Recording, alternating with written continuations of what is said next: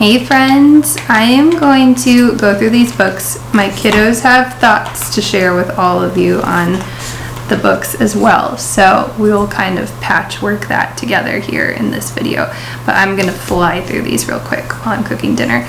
I got out a stack of books that I thought that my son would be interested in and a stack that I thought that my daughter would be interested in. We picked out some picture books, some that we've read before, some we had not, and then I also grabbed a whole bunch of chapter books. Some mostly to skim through and see if I wanted to actually read all the way through, and some that I thought I would do read alouds with the kids. Okay, this is the first 5 books in this series, which I read when I was younger. So I thought I would check it out and reread them and see what I thought. I only got through the first one and then started the second one. Maybe I will revisit them at some point or try further into the series again or something. But I was honestly reading this going like, why did I find this so riveting when I was a child? I find it a little odd, a little... I don't really know how to summarize all my thoughts. There's a very endearing character in the book, but the plot line is just a little like and all in all, like the suspenseful moments are very like pure. There's not like some weird supernatural aspect or anything like that, but yeah, I don't know how I feel about those books right now. This is from another series that I just wanted to skim through and see my initial thoughts. I honestly only read the little introduction letter on the front, and I was like, nope, these books are just not going to be for me right now. So we're passing on that. Then I picked up this. In the last library haul that I did, I had read the first book in this series and really thought that it was pretty great. I knew a little bit about the life of Margaret Wilson, and honestly, I read half of this book and then stopped. And I think if I had longer with this library loan, I would probably force myself to finish it. But all in all, I'm a little disappointed with the author's take on Margaret's life. I'll just leave it at that for now. Then Marguerite Henry wrote Misty of Chincoteague, and then she also wrote Sea Star, Justin Morgan Had a Horse, and several other horse stories. We started reading Sea Star, and I think we will have to get this back out again and finish it at some point because we were enjoying that. And Justin Morgan Had a Horse is based on how the Morgan horses started and got their name, and so I'm very curious to actually read through that, but we didn't get around to it. And then I also checked out this one from Wild and Free. Just having seen a couple of their other books, I know that they are not for me, but I did read this one cover to cover and appreciated most of it. I thought this was just a nice book from the perspective of moms who are just doing their best at teaching their children about nature and spending time in nature and things like that. So I actually found it on Book Outlet, and you might pick it up.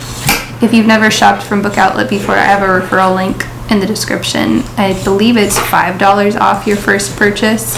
And I think you need to make an account through the link, but that's all down there for you. Okay, let me fly through these. So the kiddos picked out this one, which just basically went through and familiarized the kids with words related to using a computer. This was a fun book about a family in Haiti and carrying that basket on their head to and from market. I really do like the illustrations like, they're pretty. Like, as you go through, it's really just, like, fun. This one is a story of a little girl with her grandma in her grandma's garden, and then her grandma passes away. The little girl and her mom keep up the garden, and on goes life until the girl is grown and she has a child of her own to spend time within the garden. Me and Mom and Tiffy have been trying to garden for a very long time, and we just can't even know. But this one is inspired by a little girl and her grandma, and her grandma has a garden. So I think this is a really nice, cute. It's okay, Timothy. Just go grab that. I can't. It's a really inspired, like, cute, beautiful, inspired book. So. This is so fun. This is a board book about how much we love our kiddos. There's one part in here, I liked this part especially. It's basically saying, like, I love you even though I don't like the naughty things that you sometimes do. And I love you even when you're sad, and things like that. You come over here and get it. Don't try to reach across the table. And then there's two here that we've checked out before. This is a repeat read that we want to buy eventually. And then we'd also like to purchase this whole series at some point. But we just saw it and decided to check it out again. Okay, now Naomi's pile. You can never really tell a book by its cover, but sometimes covers are inspiring. So this one, it didn't meet my expectations based on the cover, but it was an interesting book anyways. It went through, like, examples of a whole bunch of different kinds of farmers and sources of the food that we eat. This is a cookbook, which was interesting. In the first whole section, it's talking about preparing to garden, and then it's talking specifically about growing specific kinds of produce, and then there are recipes for using each specific kind of produce. So that was kind of a neat book. Other cookbook that I got, it's one that it's like cooking and growing. It's in the mix of both, which I think it's really cool. I like the way it is. Like, it's inspired by some good recipes. So yeah, it's definitely good. I've enjoyed it, and it's really fun and cool to look at. And here it is. Just read a little longer, and I can show you something that I like.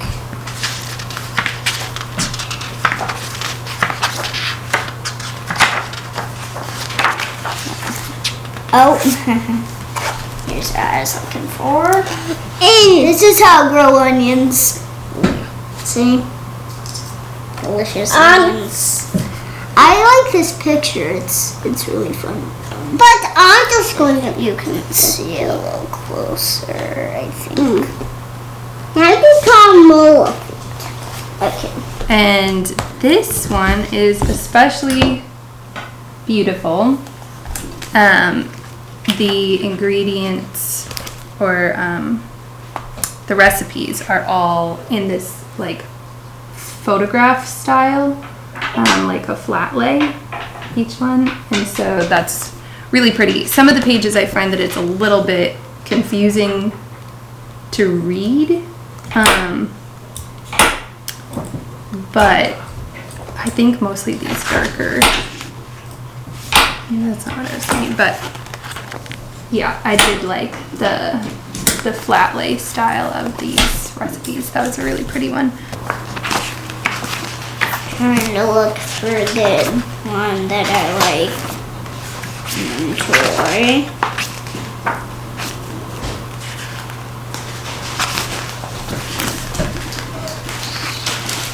Ooh, yeah. This is like yogurt, and then you put some raspberries and a couple nuts and granola in, and it makes a really good, delicious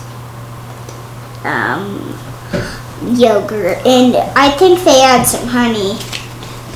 You can definitely be inspired by this. I got a sticky yogurt.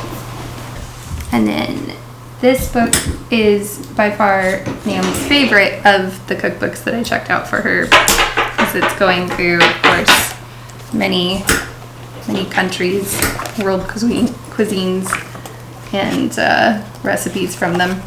So this is actually one that I think we'll invest in at some point here. So this was a really neat book. Here, I'll show you a couple or one of my favorite recipes. I think I'm gonna go back here, because I want to find a treat. This is fun. I know. I really like this cookies flavor. I like them. Yeah, it's really good. Here, give you a little closer look.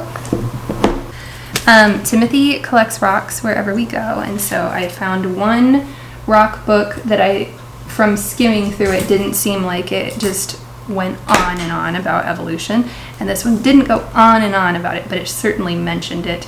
I simply inserted creation, history, science facts for the kids in place of that. But if you're reading it outright, that's not what you'll find. Yeah. And I want you to know that I like this and this, like about yards to read, and I like this. Alright. This is one that we have checked out before, and Timothy was thrilled to see it again. It mostly just has some simple information, simple illustrations. We reread through the first 2 chapters while we had it out this time. There is a farm locally here that gives horseback riding lessons for 2 to 4-year-olds on miniature horses, and so I did get out a book on minis, which this is the kind of book that I used to pore over myself. It's not as aesthetically pleasing as some books are these days, but it's still nice. This one focuses in all on the tack, and so that is a little more nitty-gritty, but I still figured it was worth a shot. And then this is one that goes through and really zeroes in on a couple different breeds. It shares just some very basic information on them, and then a lot of really big pictures. So I don't know, if I had to guess, I'd say there were maybe like 8 different breeds that were focused in on in this book. And then we have this oversized book that has pop-ups and flaps and all sorts of interesting stuff. There's the horse anatomy in here, and babies, and all sorts of stuff. There's the horses going to the vet, and what it's like at horseback riding lessons, and different aspects of a farm. set up and competitions and breeding, and this was maybe the kids' favorite flap. Yes! The baby comes out of the belly. Baby comes out of the belly. It's 110 Thieves, and it has flaps and a little bit of stuff about horses in this book. So it's been a really fun one for me and Timothy. We've looked at for days now. We've been really inspired. We've liked the way that they've illustrated and made the flaps look. And then we did recheck out another Billy and Blaze book.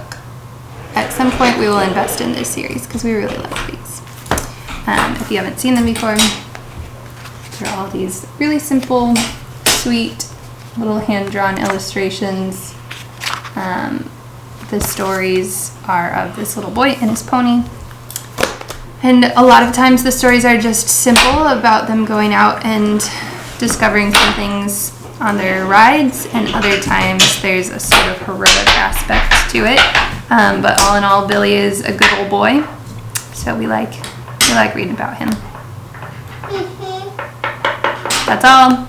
Yay. Bye guys, have a good day. Bye. We enjoyed having this conversation about our favorite books and what we enjoy about them. And welcome to the new children channel. Bye. Bye. Have a good day. Till next time, bless you guys.